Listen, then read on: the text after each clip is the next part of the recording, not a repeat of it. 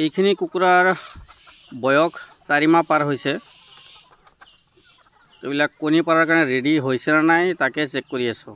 মানে ইয়াৰ পিঠিত ধৰিলে গম পোৱা যাব কণী পাৰাৰ। এয়া চাওক, পিঠিত ধৰিলে পাখা দুটা মেলাই দিছে, মানে ফুল এডাল্ট হৈ গৈছে। এইটো 15 পৰা 20 দিনৰ ভিতৰত কণী পাৰা ষ্টাৰ্ট হ'ব। এইটো 5 মাহ কমপ্লিট হোৱা নাই, 4 মাহ পাৰ হৈছে। এইখিনি ৰ'ড আইলেণ্ড জেড RIR কুকুৰা চৰাই। এইটো লেয়াৰ প্ৰজাতিৰ কুকুৰা চৰাই হয়। কিন্তু এই কুকুৰা চৰাই নিজে উমনি নলয়, এই কুকুৰা চৰাই ডেইলি কণীহে পাৰে। তো ইয়াত দেখা পাইছে কমপ্লিট বাহিৰত এৰি দিয়া আছে। মানে আমাৰ থলুৱা কুকুৰা যেনেকুৱা বাহিৰত এৰি দি পালন কৰিব পাৰি, ছেম একে। কিছুমানে কেজ বনাই পালন কৰিব বিচাৰে। কেজ বনালে কি হয়, খৰচ পাতি বহুত বেছি হৈ যায়। যেহেতু আমি প্ৰথমতে 100 বা 200 এনেকুৱা কুকুৰা চৰাই পালন কৰিব বিচাৰোঁ, বা বেছি পালন কৰাৰ অভিজ্ঞতাটো নাই। সেইকাৰণে কমকৈ পালন কৰিলে বহুত ভাল। 100 বা 200ৰ পৰা ষ্টাৰ্ট কৰিলে বহুত ভাল। কিন্তু 100 কুকুৰা চৰাই ইয়াত আছে বৰ্তমান। চাওক, চাৰিওফালে বাউণ্ডাৰী, ঘাঁহ বন এইবিলাক আছে। তো মাজে মাজে বাহিৰতো এৰি দিয়া হয় ঘাঁহ বন খোৱাৰ কাৰণে।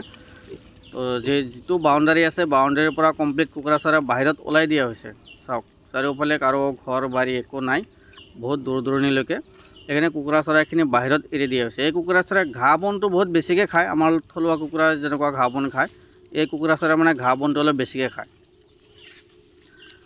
ধান, চাউল, ভাত চবেই দিব পাৰিব, কিন্তু যেতিয়া কণী পাৰিব সেইখিনি সময়ত কোম্পানীৰ দানাটো দিলে ভাল, যিটো লেয়াৰ ফিড আহে। লেয়াৰ ফিড দিলে কি হয়, কণীটো অলপ বেছিকৈ পাৰিব। যদি বেছিভাগ ভাত ব্যৱহাৰ কৰে, ভাতটো দিলে কি হয়, ইয়াতে মানে চৰ্বিটো বাঢ়ি যাব, কণীটো কমকৈ পাৰিব। মানে দানা অলপ কমকৈ দি বাহিৰত যদি ঘাঁহ বন আছে বাহিৰত এৰি দিব পাৰে, আৰু ধান দিব পাৰে। কিন্তু ৰেচনৰ চাউলটো নিদিব। ৰেচনৰ চাউলটো দিলে সিহঁতৰ বেমাৰ আজাৰ হ'ব পাৰে। ৰেচনৰ চাউলটো ভাত বনাই অলপ অলপ দিব পাৰে, বেছি নহয়।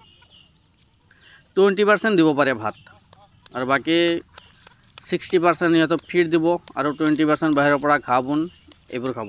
যিটো চাৰিওফালে ঘাঁহ বন বহুত বেছি, সেইকাৰণে কমপ্লিট বাহিৰত এৰি দিয়া আছে। ইয়াৰ পৰা ঘাঁহ বন কমপ্লিট খাই আছে। তো যদি কাৰোবাক পোৱালি লাগে ইয়াৰ, তো অল অসম ডেলিভাৰী দিয়াৰ সুবিধা আছে। আৰু যদি কোনোবাই মোৰ ঘৰৰ পৰা ল'ব বিচাৰে, ঘৰৰ পৰা ল'ব পাৰিব। মোৰ ঘৰটো হৈছে কামৰূপ জিলা, বকো, মালিবাৰী সত্ৰ।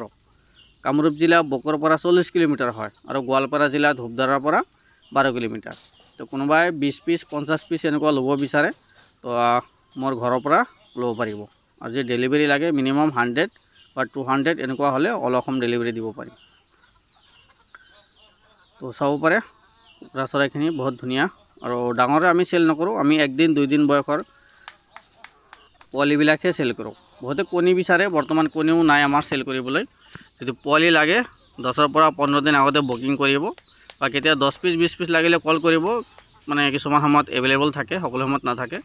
আৰু যদি বেছিকৈ লাগে আগতীয়াকৈ বুকিং কৰি ৰাখিব। অল অসম ডেলিভাৰী দিয়াৰ সুবিধা আছে।